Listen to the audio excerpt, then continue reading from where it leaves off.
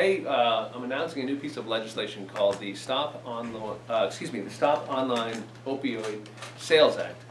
Simply put, right now the federal government doesn't keep good data, really any data, on the sales of opioids over the internet. This may come as a surprise to people, but being a drug dealer now can mean never leaving your house. It can mean being online, waiting for the mail to be delivered, and then having your customers come to you and selling drugs out of your house and never leaving home. I spoke to a recovering addict at St. Christopher's Hall in Putnam County recently. This is how he made his living and supported his own habit, was by simply ordering drugs on the dark web, having them delivered to his home, and then selling a certain percentage of those and repeating that process until his own addiction caught up with him and he had to seek treatment. We know from the New York Times that just last year, something like $800 million of fentanyl pills were shipped illegally from China to the United States. And fentanyl, for those of you who don't know, which is a synthetic form of heroin or opioids, is so minuscule that a couple flakes of it can kill you. And in a single postage size envelope, you could have enough fentanyl to get 50,000 people high. So it can be very effective to transport drugs, synthetic drugs like fentanyl, through the mail, whereas traditional prescription pills or heroin can get quite bulky if you're trying to really move it in bulk. And so with the most deadly drugs, they can be the most easy to transmit through the mail. And the sales are done through websites like Silk Road and other sites on the dark web that traffic in illegal drugs. And what's shocking is the federal government doesn't keep any good data on this. So my legislation requires the FDA to issue an annual report to tell us the scope of this problem. We know that in Orange County alone, we have a horrific issue, and folks up here with me can talk about this. We have a horrific issue with opioid addiction and heroin.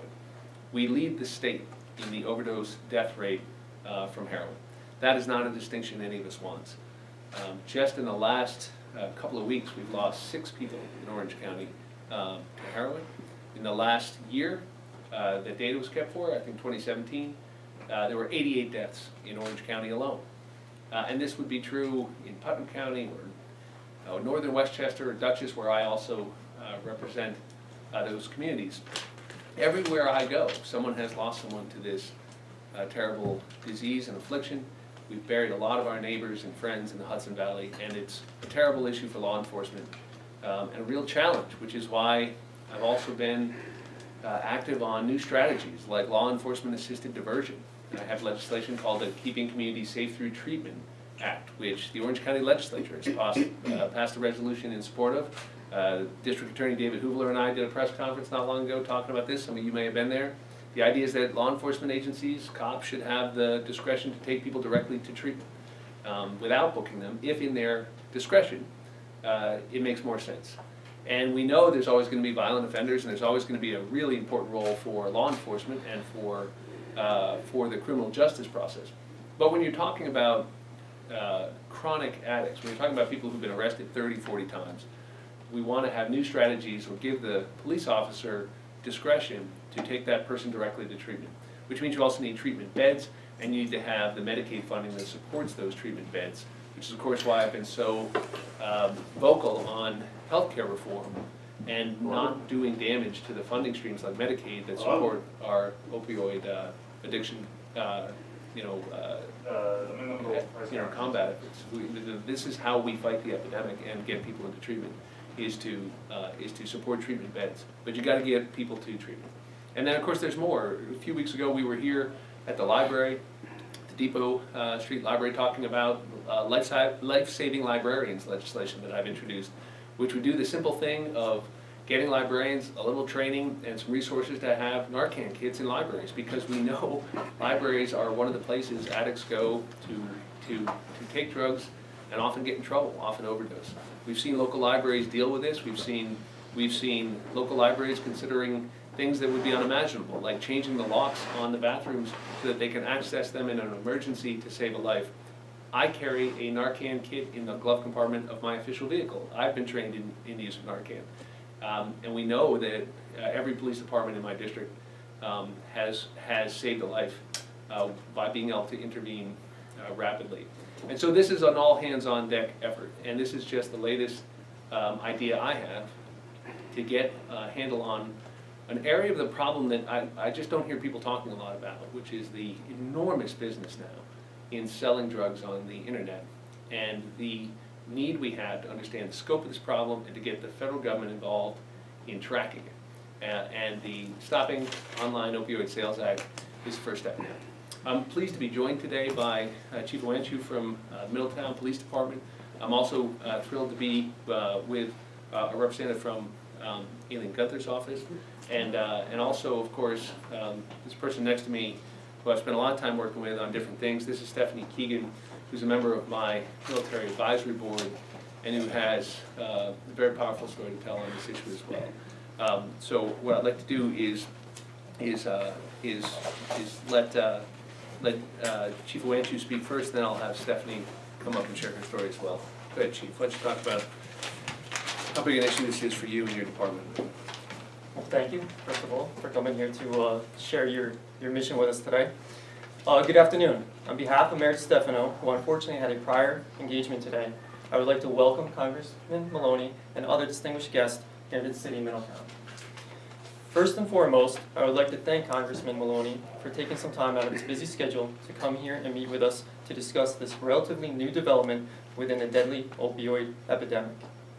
To be honest, when I first heard about the dark web and the opportunities that it can provide individuals to purchase highly deadly narcotics, I was shocked and very concerned. I have high school age kids of my own, so naturally my first thought was, how do I protect them? Within this police department, I have a highly dedicated group of men and women that will do whatever it takes to keep this community safe, but unfortunately, this problem goes beyond my agency's current capabilities.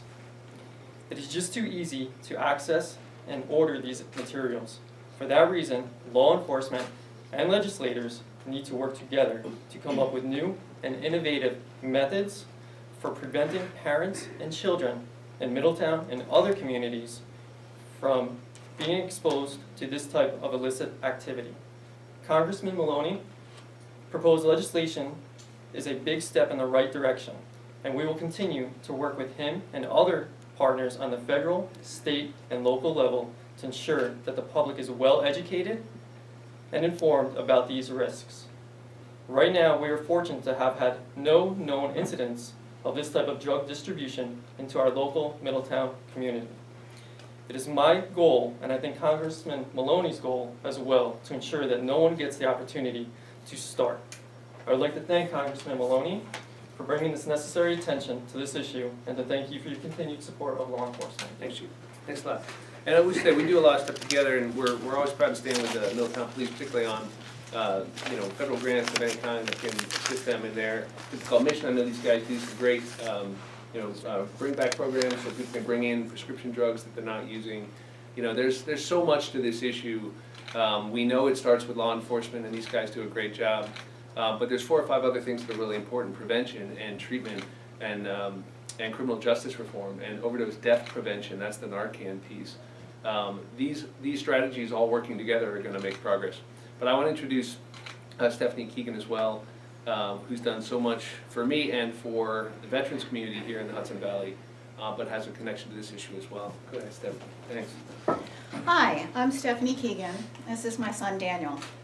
Daniel was an 8-year veteran of the 82nd Airborne 7th Special Forces Group. He was the 2009 7th Special Forces Group Soldier of the Year at Fort Bragg. Dan died on January 8th, 2016, because of his opioid addiction while he was waiting for treatment from the VA for PTSD. He waited 16 months and died 2 weeks before his first appointment. And I'm here today because I think that this bill will go a long way to saving other families from going through what my family is going through. I have a wonderful husband and 2 surviving sons who don't get to see their big brother live out a full and happy and successful life, which he would have undoubtedly done. He was intent on helping other veterans with their issues, with their PTSD and whatever other issues they had.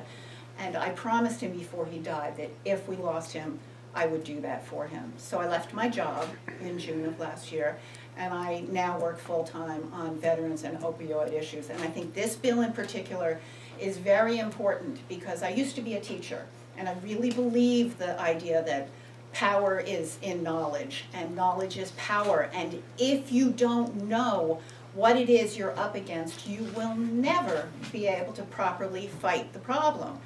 Daniel used to tell me all the time that he was able to get his heroin ordered online with a credit card and FedExed to his front door. He was a young man with PTSD who never wanted to leave his house and never had to leave his house because these resources were so easily made available to him. And after he died and the police had his computer and they had his cell phone, wherever that source was that he was getting it from, disappeared, just melted like ether. But he is now one of those statistics that no family should be a part of. And I am incredibly grateful to Congressman Maloney for the work that he's doing on a variety of different topics in this unfortunate situation. Thanks, Steve. Thank you very much. You're the best.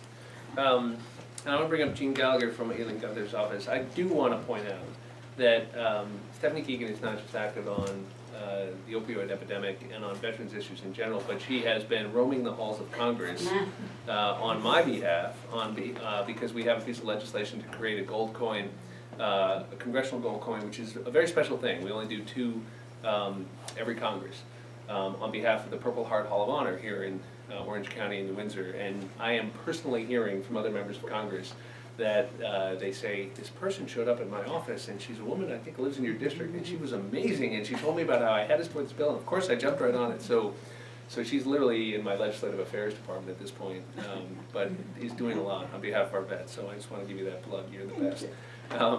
Let's hear from Gene Gallagher on behalf of Aileen Gunther. Yes, my name is Jean Gallagher and I'm a legislative aide for Assemblywoman Gunther.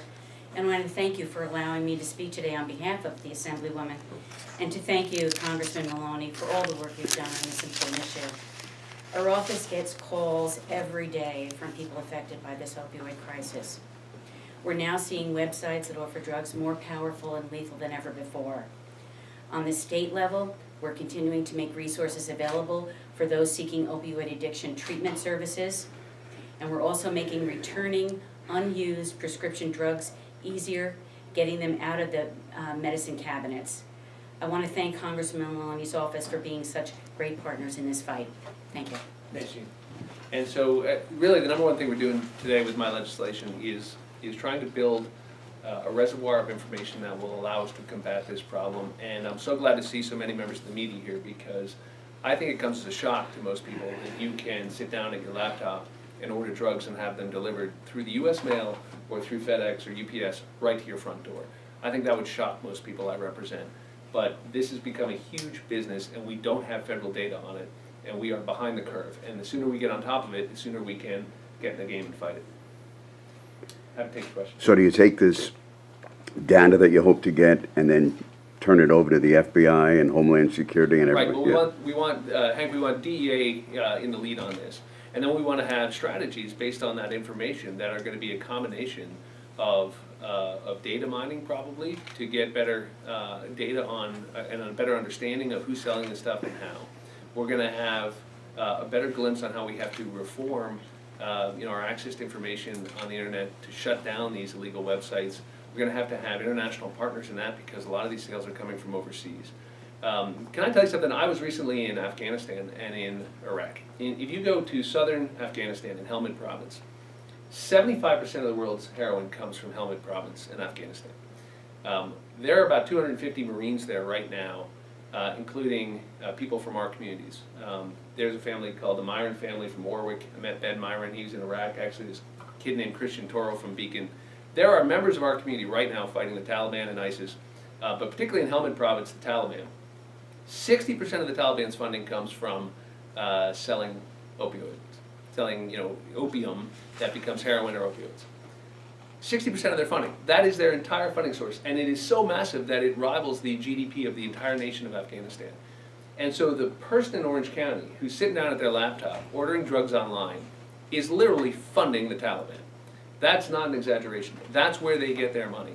And so it's bad enough that we're seeing our neighbors and our communities ripped apart by this epidemic, this addiction, and these overdoses. But we are at the same time sending our kids still today to fight the Taliban, who gets its funding from this same scourge. And so that vicious cycle is one we've got to understand better. And so these international websites that can literally use the mail, use UPS, use FedEx to send the stuff to our communities, we've got to get on top of that. And we've got to have strategies at the federal level that see this as the new front in the war on drugs. Because the big quantities of drugs are not going to be coming in some van by some drug dealer. They're going to be coming in the UPS or the FedEx truck or the US mail, ordered by some dealer who's using a website. And that, I think, comes as a shock, and we don't have good data on it, and that's what we're trying to do.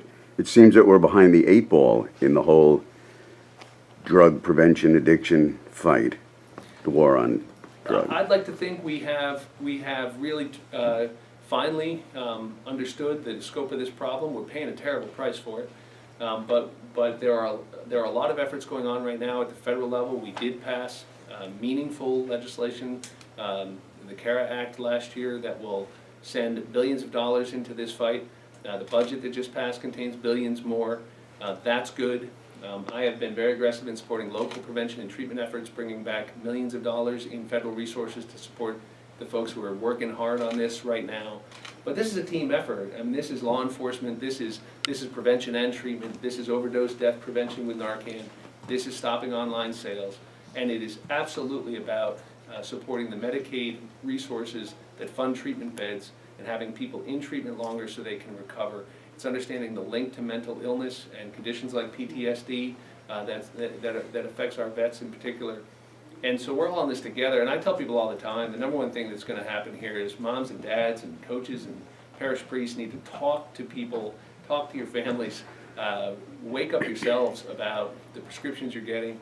You know, I think the drug companies have a lot to answer for. Our medical community, we were giving this stuff away like candy for a decade.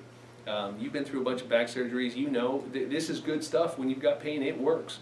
But you know, you don't want a 3-month supply when you got 4 days of pain. And if it's sitting around in your medicine cabinet, some kid is watching, you know, somebody's in your home working. We know 75% of the people who use heroin started with prescription opioids in our communities. Think about that. So they started their addiction with a bottle with a doctor's name on it, a pharmacy label. That means we've all got to get in the game on this, because that doesn't seem like you're breaking the law. It doesn't seem like you're doing anything wrong, but it can lead you into a lot of trouble. And we hear these stories all the time. And when a kid can sit down at a laptop and run a drug business without leaving his house, something is wrong.